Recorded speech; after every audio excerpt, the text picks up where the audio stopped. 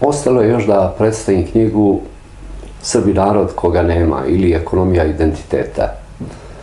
Dugo sam se mislio oko ovog naslova i definitivno sam ga odabrao, jer sve ono što sam napisao u 20 godina pokazalo je da ima smisla staviti takav naslov.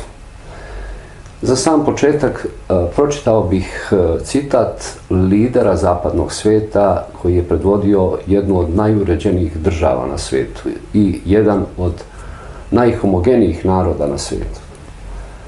Dakle, Margaret Thatcher će u predvečerje naše propasti reći sljedeće: nema takvog identiteta kao što je društvo ili država.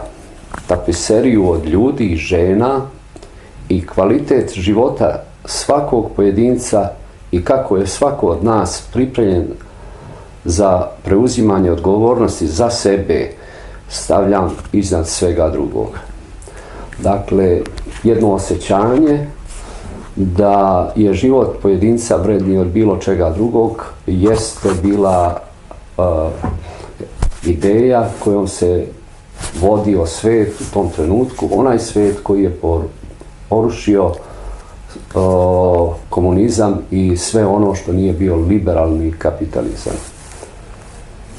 Mi i dalje tvrdimo da smo najstariji narod na svijetu, ali na sajtovima i u debatama koje se vode na tim sajtovima mi vidimo kako isti ljudi koji potvrđuju da smo najstariji narod na svijetu vrlo brzo u svom dvorištu ili malo dalje nađu nekoga ko ne pripada tom narodu ili nije bar iz matice ili nije iz tog plemena i tako dalje. A sve to što upućuje na maticu, na pleme, na nešto drugo je u stvari antiteza postojanja jednog naroda.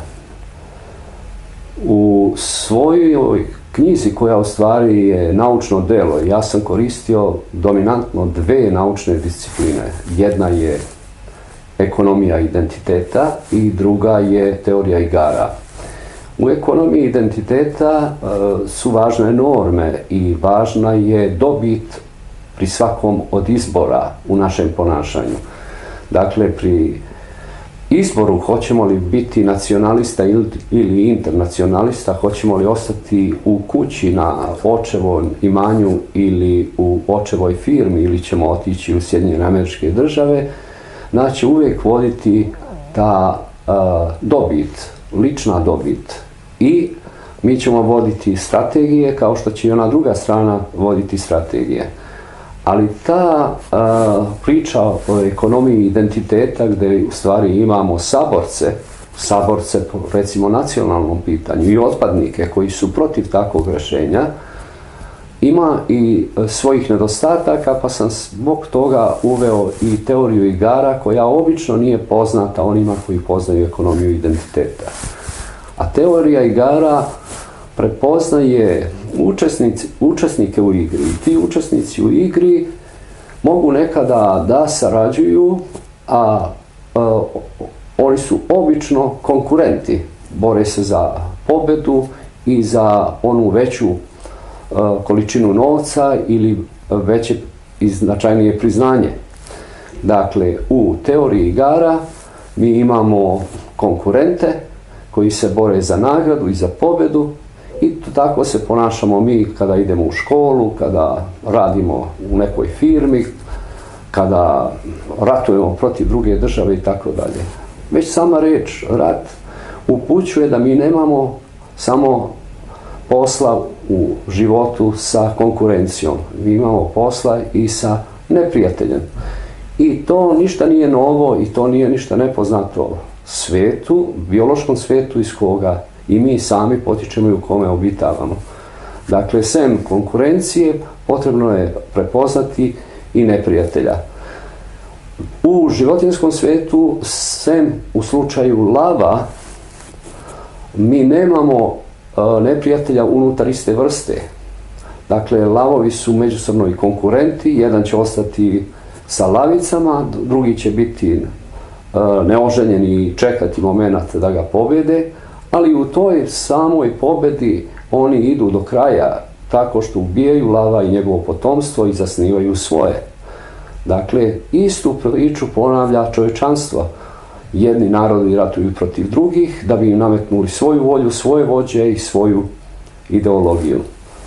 I u svemu tome, ako zaboravimo da unutar jednog naroda postoje konkurenti, postoje, kako da kažem, ti koji su protivnici tog naroda, pa sve to stavimo u jednu kesu zajedno, ne prepoznajući razlike, doćemo do toga do čega su Srbi došli, do totalnih genocida koji su se ponavljali iz deceniju u deceniju i koji su nas doveli do granice opstanka.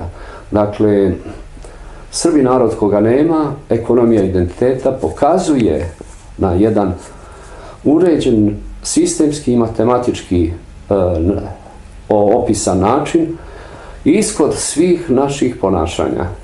I u tom ishodu mi ćemo prepoznati ono što nas čeka. Da li to bila samo čista ekonomija identiteta i odnosila se na saborce u realizaciji neke ideje i otpadnike od te ideje, ili to bila podignuta na teoriju igara neka druga priča u kojoj mi imamo izazov da li ćemo varati ili ćemo kooperirati, pa u odnosu na to kolika je verovatnoća da budemo kažnjeni zato što varamo, procenimo da je ta verovatnoća kazne mala, onda varamo, ili ako vidimo da je ta igra bolje strukturirana i da se laž ne isplati, onda ćemo kooperirati. Dakle, kombinacijom ekonomije i identiteta i teorije igara mi možemo da vidimo sve naše zablude i sve naše poteze kada protiv jednog emotivno nespremnog čoveka igra sebičnjak ili zao čovek. U tome onda nema ono što nas stalno uče win-win ili pobednik ishoda, nego je to uvek pobeda onog koji je sebičan i zao. Znači, kako se odbraniti od sebičnjaka i zlih ljudi uči knjiga koja se zove Srbi narod koga nema, ekonomija identiteta. Hvala.